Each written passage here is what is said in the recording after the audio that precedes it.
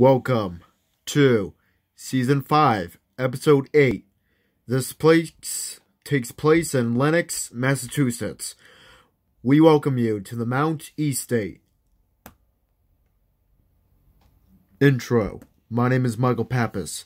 I have always wanted to go to scary places so I could be spooked out. With my two investigators named Alex Hale, that is in charge of developing technology so we can see in the dark, and with my best friend-like brother named Brady Maycumber that will be locked with me for an entire night at these scary ghost places from dusk till the rise of the sun, battling ghosts, extreme, and the horrors. These are the places that we will be investigating. Ah, yes! Look at this! You are in a beauty of a place. Ah, the Mount Estate, a place when two people get married here in this lovely garden, like courtyard, and have a reception too. But suddenly, this place had been broken with a tragedy that had happened here. Let's go and explore the inside. Yes. So this interviewer named Leo will tell us about the Mount Estate. The main person here that died was Wharton. Her house is a 0.5 mile from here to her house. Really? You mean the entrance? Yes. When Mr. Wharton is like the owner of the estate. Wow.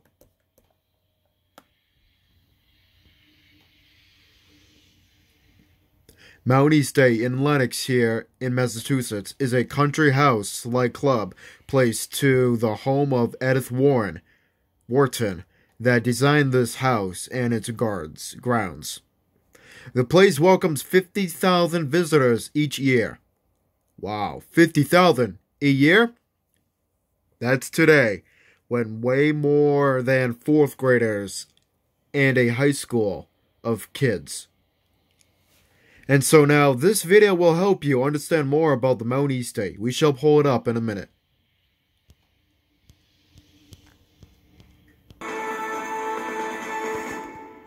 Pulitzer Prize-winning novelist Edith Wharton once wrote, "I don't believe in ghosts, but I'm afraid of them." Could it be that she's haunted by something that happened to her here in her mansion in Lenox, Massachusetts? Marge, when was the Mount built? The Mount was built between 1901 and 1902. And why do they call it the Mount? Edith Wharton had a great-grandfather who served in the Revolutionary War. After the war, they gave him some land in Long Island. He built a home and called it the Mount. Okay, so it's an homage to that. Yes. Now, we're in the library. Yes. In a sense, we're surrounded by ghosts. All these great authors speaking to us from centuries ago. But this is also a place where people are really seeing and experiencing things maybe beyond our earthly realm. What's happening here? People see two people sitting in these chairs, seem to be sitting in front of the fireplace reading aloud from books, but no voices. And historically, who would have sat in these chairs? Edith Wharton and Henry James. Edith and her husband Teddy used the Mount as their summer home for many years. As Teddy sunk into a deep depression, he drowned in his own mental illness, and their marriage soon filled with strife and infidelities. This darkness in her life was reflected in her work. Edith did much of her writing from her bedroom. We think that she was working on Ethan Frome largely during those last couple of years that they were living here in the house. And Ethan Frome really is quite a dark book, especially having to do with marriage and relationships.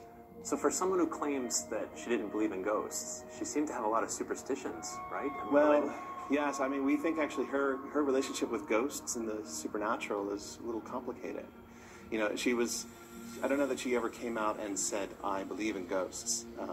In fact, what she did say in her preface to her book of ghost stories was, the question of whether you believe in ghosts really isn't a relevant question, because it's not so much what you believe, but what you feel, what you experience. We tell a story about Edith Wharton's sort of strange habit that she had here in this room. She would place her slippers at the foot of the bed every night before she went to sleep. And the slippers had to be pointed in the direction of this wall over here. And one time she was asked by someone, why do you do this?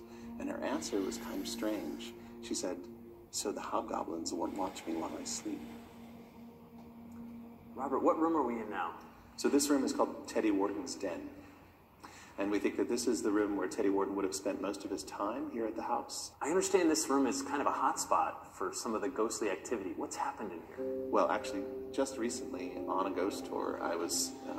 one of the things that I often say as we come into this room is that people will say that they smell the smell of cigar or pipe smoke upon entering the room. And that's usually a sign that Teddy Wharton is here and spirit is present in the room. So when we walked into the room on a particular night, we could smell that smell. So I, kind of half-jokingly said, looks like Teddy Wharton's with us tonight. And no sooner had I said that than the chair that's in the corner of the room seemed to do this little, hop. Because we heard, a little bump from the chair. And it was like, oh, it seems to be getting an answer, And a few of the other people on the tour with us heard it and were kind of baffled by it, too. Okay, so we're standing now on the bedroom floor of the house, right outside the Henry James suite, and we think of this as a kind of a hot spot. Certainly on our ghost tour, this is a place where we spend a little time. And actually, this is a place where I myself had a strange experience. Just this season, actually. What happened? I was giving a ghost tour. As I do, I sort of walked down into this spot here and waited for people to come up to meet me. And as I was standing here waiting, in the dark, I suddenly felt what felt like these 3 little taps on my head. And then, had that sort of sensation that you get sometimes that, someone's right around you. But of course, I was all alone here, standing waiting here. It was one of those moments where I was sort of awakened again to the fact that, strange experiences are often felt here in this house. And that sensation of being tapped on the head is something that many people have reported. Marge, tell me about this photograph. This photograph was sent to us from one of the people on our tour. It was about 2 years ago. You can see this figure here. The figure was not there when the woman took the photograph. It was about 2 years ago. This is really cool. This isn't just some reflective thing. And it happened right here, right where we're standing. Right where we're standing, and it's not a shadow because the lamp is behind her. Right. Marge, what happened to the mount after the Whartons left? The Whartons sold it in 1911. Then there were 2 private families who owned it, and then it was owned by the Fox Hollow School for Girls. And what kind of things happened up here? Well, we frequently have women come to visit the mount today that actually went to school here. And they would tell us that they really believed that there was a ghost up in the cupola, and they would talk to it from up those stairs. They would ask it questions, and it would answer. Edith Wharton may not have believed in spirits, but they come up again and again in her life and work. She was haunted by something, and that something might still be echoing here at the Mount in Lenox. Like a country mansion, the inside is beautiful. Well, when Mark said that the inside is beautiful, Mike talks to Brady in privacy. This video will help. Wait a second! I see you! You, get out of here! You're not supposed to be there. Aha! I deleted you. So all of a sudden, Mike has a meeting with Brady while Alex just films Mike and Brady. Brady. I am telling you what that guy said about a beautiful inside. This place is actually the tragedy. Why? What happened?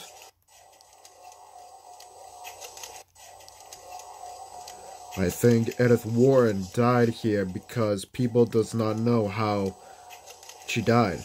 Really? Yes. So we need to solve it for the reason to why she died. Any people can tell us on why she died in her own built Mount Estate of her own creations. If they know how. You mean to go inside the country-like house? Yes, inside that place, which we will be entering in soon.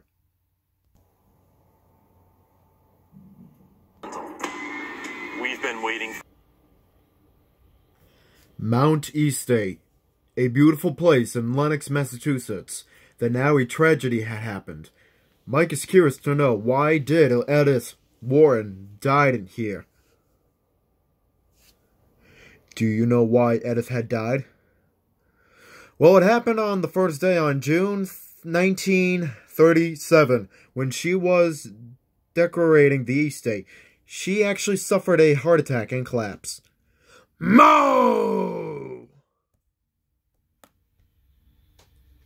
But in August 1937, she had a stroke at her 18th century house that she died at 5:30 p.m. Which is almost 5:30 right now. In 15 minutes, she died at 5:30 p.m. Cool. Wait a second, it's 5:30 p.m. right now. In real life, I'm filming this at 5:15, so we're 15 minutes away from her death. That is so surprising. But her death was not known in Paris, but some people don't know where the person had died in a town-wise. Wow. Actually scary. Well, we want some paranormal news here so we can be locked down in here tonight. Yes, there has been a little history about haunts here. Okay. Anyways, I thought the death happened in her own home. Well, here is some information that I know that might relate to the answer. Alright, so the Mount's main house was inspired by the 17th century Belton House in England, was with additional influences from classical Italian and French architecture. Edith Wharton used to the principles described in her first book, The Decoration of Houses. When she designed the house, she thought that good architectural experience and expressions could be part of the house. It included order, scale, and harmony. Its west entry elevation is 3 stories on the garden side. It is 2 stories with an opening out to a large raised stone terrace overlooking the grounds. The house exterior is a striking white stucco, strongly set off by dark green shutters, and rises from a quartzy rustic foundation of coarse field stone. Clusters of gables and white chimneys rise from the roof, which is capped with a balustrade and cupola. This main house is augmented by Georgian Revival gatehouse and stable, and a beautiful restored Lord and Burnham greenhouse.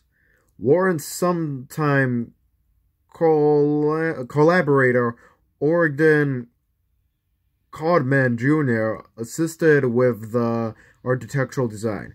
Warren's niece, Beatrix Jones Farrand, designed the kitchen garden and the drive. Farrand was the only woman in the 11 founders of the American Society of Landscape Architects. The house is situated at the height end of its grounds. The original site was 113 acres of farmland, with another 15 acres later added. The current estate size is 49.5 acres. Restored gardens include an Italian walled garden, formal flower garden, alpine rock garden, lime walk, and extensive grass terraces. Today, in addition to being a historic house, the Mount is a major attraction in the Berkshires of western Massachusetts. It has been featured in several high-end magazines, including an 8-page spread shot by photographer Annie Leibovitz in 2012 fall issue with a foreword by Colm Tobias. Excuse me. In recent years, the Mount has become a literary hub, hosting an array of events including reading, book launches, and panel discussions. Author appearances have included Tom Rees, Billy Collins, David McCullough, Megan Marshall, Lily Koppel, Adam Gopnik, Kate Bullock, Garrison Clear, and John Benedict. Ugh! Damn this information. Okay then, that is a lot of more history of this place. Nice jackpot! Well, let us see what will happen inside this place. Mount Estate, a good place here, but now it will meet us 3 tonight, when hungry for some activity inside it tonight. See if you can draw it. Well, Mark is locking us inside the Mount Estate, and he will come back at 6 a.m. Good luck, you 3. Thank you. Okay, see you at dawn. Right now, we will set up base and explore these here hallways. First, to see who is here first. So let us go black.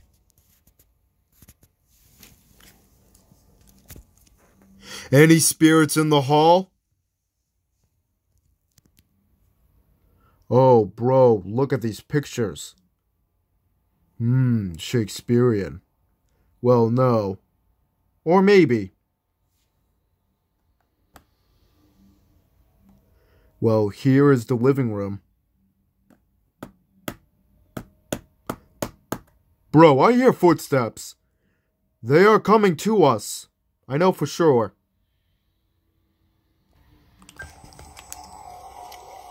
Who is coming towards us? I will set some cameras up here. Okay.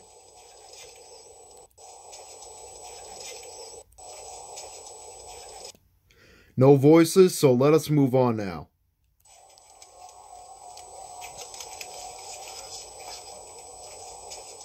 Dude, do you hear dragging sounds up these stairs? I do. Listen.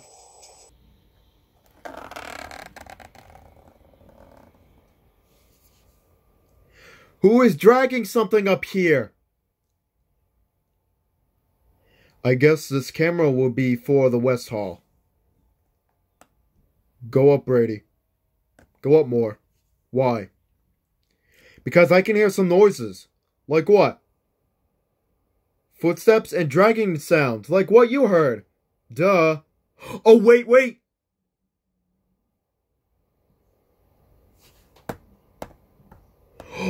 Listen. They're coming from all halls now.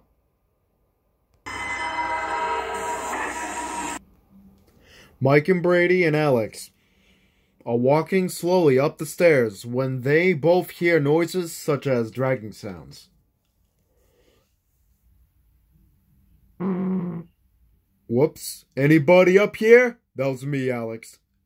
Brady, come on. I was right behind you. Alex, can I see the EMF detector? Yes, here. There's somebody up here.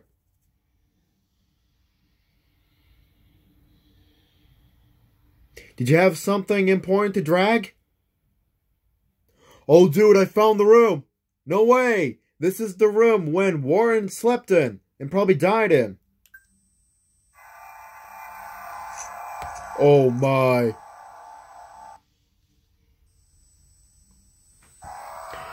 I don't think him and or her spirit is in here, but let us find out. Well, who is in here? Can you say hi?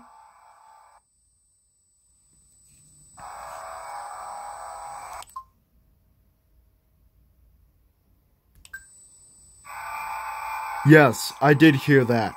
No way! That was not a female voice, was it? Yes, it was. Hello. Hello. Hello. We should split a little bit. Maybe 2 more minutes? Sure thing. Right now, we are back downstairs to sit and ask some questions near the camera. Who made that dragging noise from earlier? Busy arranging.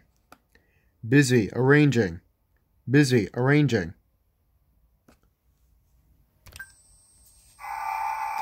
Was this a spirit arranging things in the Mount Estate? Or was it Edith Wharton instead? So Alex,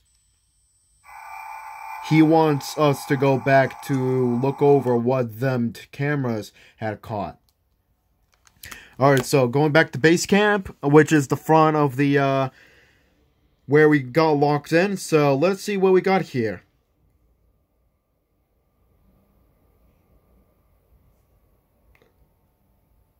Alright. All 4 cameras in north, south, east, and west halls, all set for recording.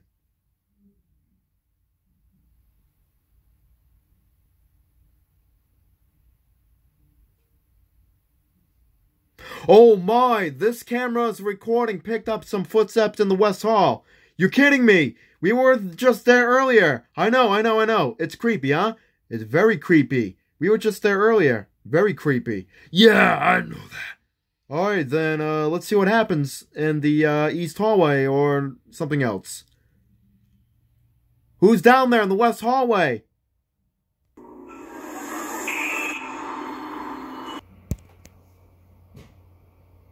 Alright, so Alex heard footsteps on West Hall. So, Brady?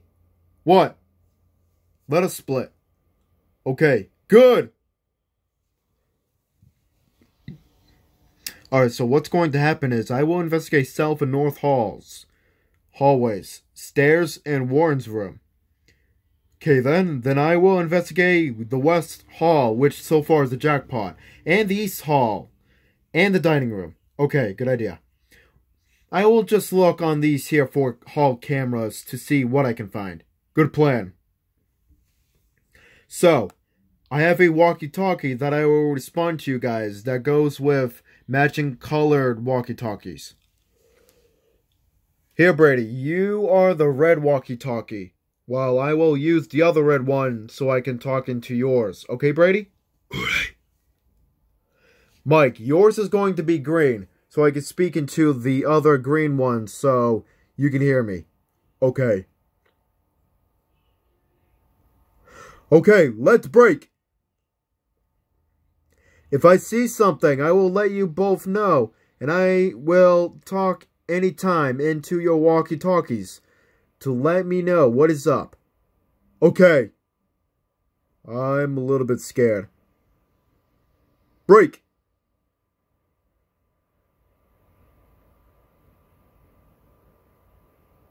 On my way to the South Hall first.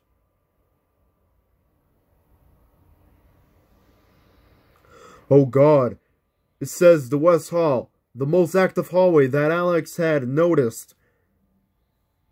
So if you can hear my voice, say something, okay? South Hall is where I am. It is here. Who is here? Anybody? No. No. No. Dude, I have got the chills from hearing that voice. What do you mean that nobody's here? Go. Go. Go. Go where? Home. Go home? Is this a negative spirit? Is somebody behind me?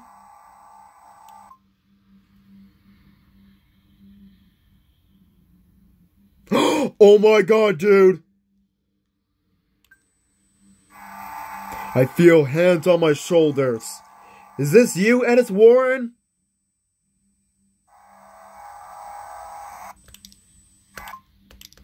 Now,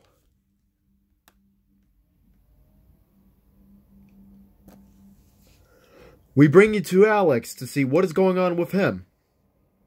Oh my god, I just saw and witnessed an orb in the West Hall. Brady, I would be careful if I was you. Why?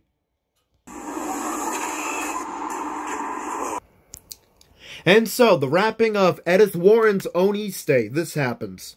Alex found a orb that he saw from the camera aiming the West Hall that just passed Brady, that Alex screamed at Brady from the walkie-talkie saying, Brady, I would be careful if I was you. And so now we are back to Brady speaking right now. Alex, why do I have to be careful? I just found a orb that zoomed after you. What? Yes. I swear. Now, North Hall that connects to the stairs with the camera that is still aiming the stairs since earlier.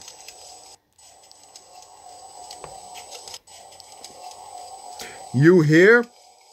We still need to know who came up these stairs from earlier.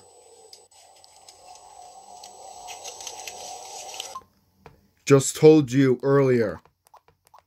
Just told you earlier. Just told you earlier. Oh, it is you again, huh? We'll drag something again. I am going up the stairs. So, you up here? East hallway. Who is here? Brady, are you sure that you are okay? I have a huge headache out of nowhere, man. I don't know about this east hallway, man.